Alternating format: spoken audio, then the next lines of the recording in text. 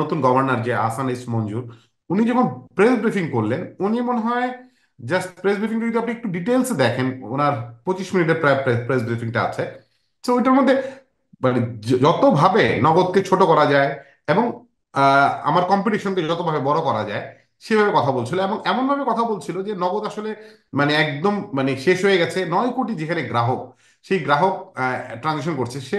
আর দেশে উনিই বলতেছে যে 12টা ব্যাংকের অবস্থা খুবই খারাপ, হাজার হাজার কোটি টাকা নিয়ে গেছে বিভিন্ন গ্রুপ। সেই সব ব্যাংকের ব্যাপারে তার কথা নাই, সে শুধু নগদ দিয়েই কথা বলছে। এবং আমি পরে যখন জিনিসটাকে একটু ডিটেলসে ডিগ ডাউন করলাম, দেখলাম যে আসলে উনি তো আসলে ব্র্যাক ব্যাংকের চেয়ারম্যান ছিলেন, আর ব্র্যাক ব্যাংক হচ্ছে আমার কম্পিটিশনের মেন মালিক। সো এখন যেটা বুঝতে পারছি এই কয়েকদিনে, যে আসলে এই যে প্রশাসকরা আসলো, এসে 10 দিন, 10 জন টিম মেম্বার প্রায় 30 দিন যাবত, 1 মাস যাবত আসলে কাজ করছে। নগদের ভিতরে কিন্তু 1 টাকার কোনো ফল্ট ধরতে পারেনি।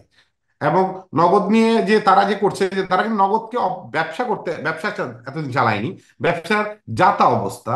এবং এই 1 মাসে প্রায় 33% মার্কেট শেয়ার আমি লুজ করেছি। বাট তারা শুধু ইনভেস্টিগেশনই করছে, সব কাগজপত্র দেখছে, সিস্টেম দেখছে, বাট আনফর্চুনেটলি তারা 1 টাকারও কোনো প্রবলেম বের করতে পারেনি। বাট এই প্রেশারটা আমি যখন প্রশাসকের সাথে কথা বললাম, যে প্রেশার, প্রশাসক সাহেব একদম নিজে বললেন যে ভাই, আমি চাকরি করতে আসছি, আমি অর্ডার পালন করছি, আপনি উপরে কথা বলেন। পরে বের করতে পারলাম যে আসলে মেইন যে জিনিস সেটা হচ্ছে যে এই গভর্নর সাহেব আহসান এস মঞ্জুর, যিনি ব্র্যাক ব্যাংকের চেয়ারম্যান। এবং আপনি যদি দেখেন এখন বাংলাদেশ ব্যাংকের যে সিচুয়েশন, রুমি আলীকে নিয়ে এসেছে, যে ex chairman of BRAC bank, বর্তমানে চেয়ারম্যান অফ ব্র্যাক ব্যাংক, সেও বাংলাদেশ ব্যাংকের পোস্টে এসেছে। সো পুরোটা আসলে একটা ব্র্যাক ব্যাংকের সিন্ডিকেট হয়ে গেছে এই বাংলাদেশ ব্যাংকটা।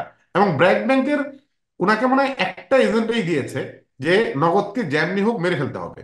সো এবং এই প্রশাসকরাও সেই স্টাইলই কাজ করছে। কারণ 1 মাসে 33% মার্কেট রেভিনিউ ফল করানো কিন্তু মুখের কথা না।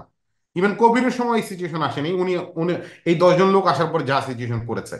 সো আমি আনফর্চুনেটলি মানে বলতে যাচ্ছি যে এইটা আসলে নগদের প্রতি, এবং নগদের যেই টিম মেম্বার আছে প্রায় 861 জন, ফুল টাইম এমপ্লয়ি আছে 5,000-এর উপরে, পার্ট টাইম এমপ্লয়ি আছে প্রায় 10,000 পরিবারের, মানে ভাগ্য এটার উপর ডিপেন্ড করছে। সো এই 10,000 পরিবার নিয়ে কিন্তু এই ব্র্যাক ব্যাংকের এজেন্ডা বাস্তবায়নকারী আসান এস মঞ্জুর কিন্তু খেলছেন। বাট কেন খেলছেন মানে আমরা সবাই বুঝতে পারি, যাতে বাংলাদেশে যদি নগদ বন্ধ হয়ে যায় তাহলে একটাই এমএফএস থাকবে, সে 1,020 টাকা করে যেমন চার্জ করতো সেভাবেই চার্জ করে যাবে, এবং তারই মার্কেট শেয়ার থাকবে। তখন আর কোনো কম্পিটিশন থাকবে না, কারণ এর আগেও 17টা এমএফএস এসছে, সবগুলি ফেল করেছে। সো একমাত্র নগদই পেরেছে, এবং নগদকে মারার জন্যই আসলে এই পরিকল্পনা আপনি দেখেন। সো এখানে আপনি ব্র্যাক ব্যাংকের কোনো দালাল দিয়ে যদি আপনি এই ফরেন্সিক করান তাহলে হবে না। আপনি ফরেন্সিক করান বিশ্বের যে বিগ ফোর আছে, বিগ ফোর থেকে নেন, টাকা লাগলে দরকার হলে নগদ টাকা দিবে, কোনো সমস্যা নেই তাদের পেমেন্ট। বাট বিগ ফোর দিয়ে করাতে হবে। আপনি ওই ব্র্যাক ব্যাংকের কোনো দালাল ফরেন্সিক কোম্পানি দিয়ে করলে এটা আমরা মানবো না, জনগণও মানবে না, এবং এটা কেউ মেনে নিবে না। সো ফাইন্যান্সিয়াল সেক্টরটা অনেক ইম্পর্টেন্ট। আর আমি ফরেন্সিক তদন্ত নিয়ে কোনো সমস্যা নেই, বাট আমি অফিসিয়ালি আমি এই আসানিস মঞ্জুরের ব্যাপারে আমাদের অবজেকশন আছে। উনি আসলে যত কিছুই করেন সেটা আসলে নগদকে মারার জন্যই করবেন, এবং এটার জন্য আমরা কোর্টে যাব। এবং যদি লোকাল কোর্টেও আমরা মানে কোনো হেল্প না পাই, আমরা ফরেন কোর্টে যাচ্ছি। আমরা এম্বাসিতে কথা বলেছি, কারণ আমাদের ফরেন ইনভেস্টর আছে, এবং আমরা ইন্টারন্যাশনাল কোর্টে যাব। এবং এইটা আসলে আমরা মানে অন্যান্য মানুষের মধ্যে ছেড়ে দিব না, কারণ অন্যান্য মানুষ মানে ব্যাংক ছেড়ে পালিয়ে গিয়েছে কারণ তারা চুরি করেছে। নগদে কেউ কোনো কিছু চুরি করে নাই। সো নগদের এখান থেকে কেউ পালিয়ে যাবে না, এবং ন- শেষ পর্যন্ত ফাইট করে যাব, কারণ এখানে 10,000 পরিবারের ভাগ্য জড়িত।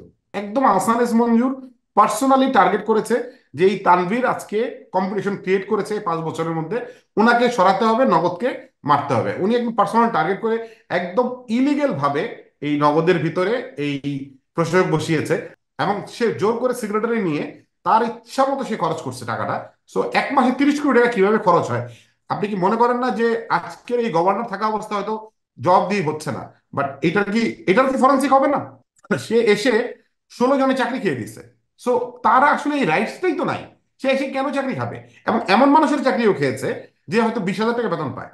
তো তার সংসারটা কিভাবে চলবে? আপনি নোটিশ দেন নাই, 3 মাসে নোটিশ, আমাদের ল অনুযায়ী 3 মাসে নোটিশ পিরিয়ড আছে, তাকে কারণ দর্শাতে হবে, তারপর আপনি চাকরি খেতে পারেন। আপনি হঠাৎ ওয়ান ফাইন মর্নিং এসে বললেন তুমি নাই। সো এই যে ইলিগেল কাজগুলি হচ্ছে, এগুলির কি আসলে জবাব দিতে হবে না? 15 বছরে যেই ঘটনা ঘটেছে সেটার বিচার যেমন এখন হচ্ছে, তো এখন যেগুলি হচ্ছে এটার বিচারও কি হবে না? অবশ্যই হবে। আমি ডক্টর ইউনূস স্যারের কাছে টোটাল জিনিসটা প্রেজেন্ট করব, আমি পুরো ফাইলটা রেডি করছি।